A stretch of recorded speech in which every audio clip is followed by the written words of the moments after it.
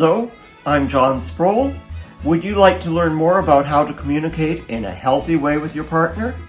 And I'm Brent Hawks. So today we're going to talk about one of those topics that is not our strength. We've been working on it, we've been trying, we've learned a few things over the years, and it's communication. How do you communicate in a healthy, good way with your partner? One of the lessons that we learned after quite a few years being together, we've been together 40 years, was that in long-term relationships, communication can get very muddled. So one of our couples counselors taught us this. There's 3 key ways to communicate, and each one requires a different kind of response. And so the first way, a very basic way, is information sharing. And so that would be something like, "Hi, hon, I'm going to be late tonight. I won't be home until 7." Oh, so you're not going to be home till 7. Proper response is to reflect back the content of the information to make sure you both understood what was being said.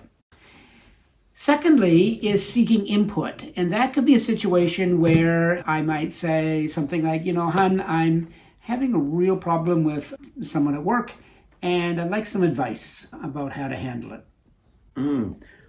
Thank you for asking me for input, hon. I'm sorry you're having a problem with someone at work. Why don't you tell me about it, and I can get back to you tomorrow after thinking about it overnight. Okay, so there, great response. He's thanked me for asking for input, and he wants more information. Great, and he wants to think about it and get back to me. So take some time to give a thoughtful response. So one of our dogs was trying to communicate in a loud way, so we picked him up to quiet him down. And so the third way of communicating for our couples is venting, and venting can be negative or Positive.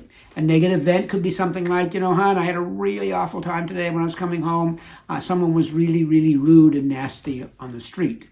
And the proper response would be, I'm sorry that happened to you, dear.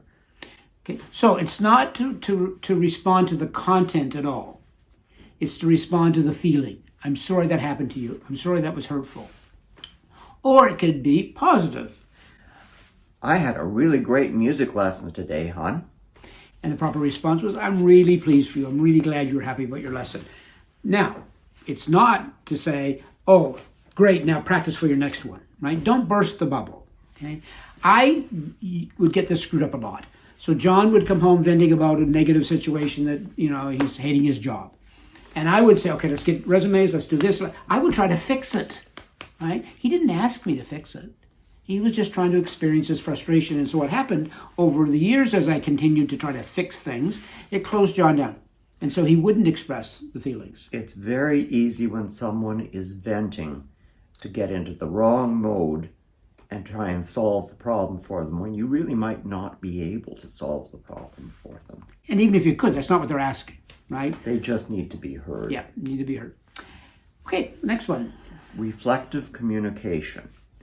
Reflective communication may seem a bit like overdoing it, but it's really an important way to communicate.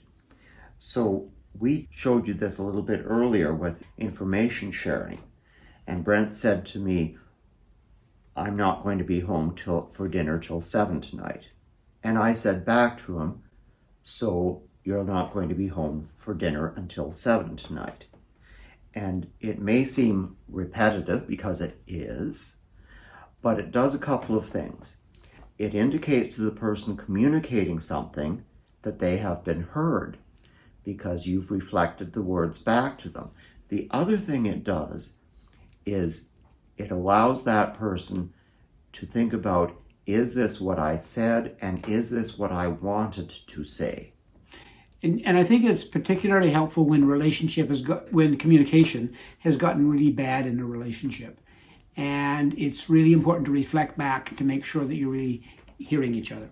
Another form of communication is listening for the feelings beyond the words, not just the words that are being spoken, but the passion, the joy, the pain, the frustration that's being expressed. So really try to listen for that as well. Another form of communication that can be very important is to have couples counseling, to have a neutral third party that will sit down with expertise and listen to the two of you and try and help you work out a better relationship. It's really noticeable that it's a good sign for a relationship if your partner is willing to go and see a couples counselor, but it's a very bad sign if they are not willing to get that help when it's needed.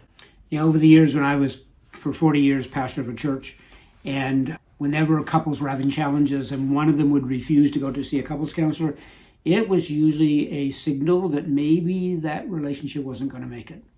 If someone isn't willing to get help for the relationship, that's a really, as John said, a really, really bad sign.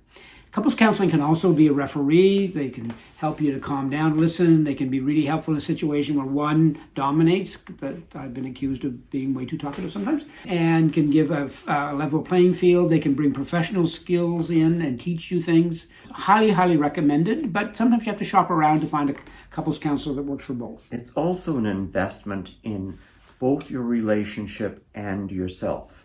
In terms of your relationship, if your relationship is worth it, then you'll work at trying to keep it together. If your relationship is something that was not meant to be a permanent thing or doesn't really have that potential, it might help you in terms of knowing yourself in a relationship better, so that in another relationship you might not make some mistakes that are avoidable. And it could help, unfortunately, in the situation where the relationship maybe needs to end, to help that to end in a better way. But hopefully improving the communications and the couples counseling will help the relationship to last. Next is body language. They say that 80% of communication is nonverbal, and so therefore not just listening to the words, but observing the body language. So if John is doing this, then my usual impression is he's not going to listen to me at all. So I have to get him to relax before we can actually communicate. The other part of communication is to pick the correct time if you're going to have a more challenging conversation or a more complex conversation. So, for example, I am never going to be a morning person. Mornings are never the correct time for anything complex with John.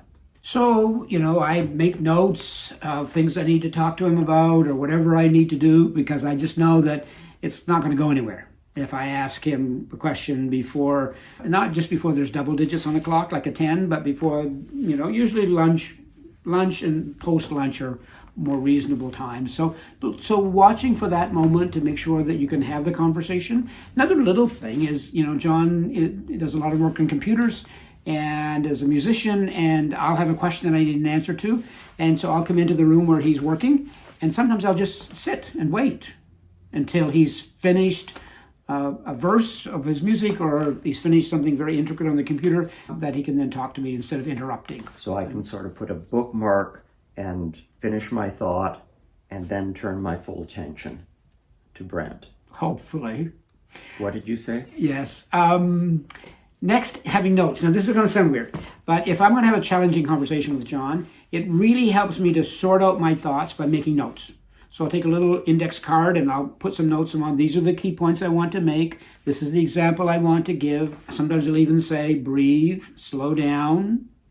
And then at the end I'll say, don't interrupt, meaning give him a chance to express himself. But also, sometimes I'll even say to him, like, I have something I want to say. I don't want you to interrupt me until I'm done. It's important to understand that the purpose of communication is mutual understanding. It's not trying to win an argument. It's not a zero-sum game where you're going to try and make your point and win the day. It's to understand each other to go forward better. So, you'll learn some things along the way. These are some things that we've learned about communication. We hope they're helpful. And we're going to have some more sessions on our relationship and what we've done well and what we're still figuring out. And you might tell us in the comments what communication styles work for you and your partner. So if you found this video helpful, then please share it with your friends, and don't forget to subscribe, that subscribe button. You can click that little bell button beside it, ding, and that will notify you. Yes, Teddy, that will notify you when we post a new video. So thanks for tuning in, and we'll see you next time. Bye-bye.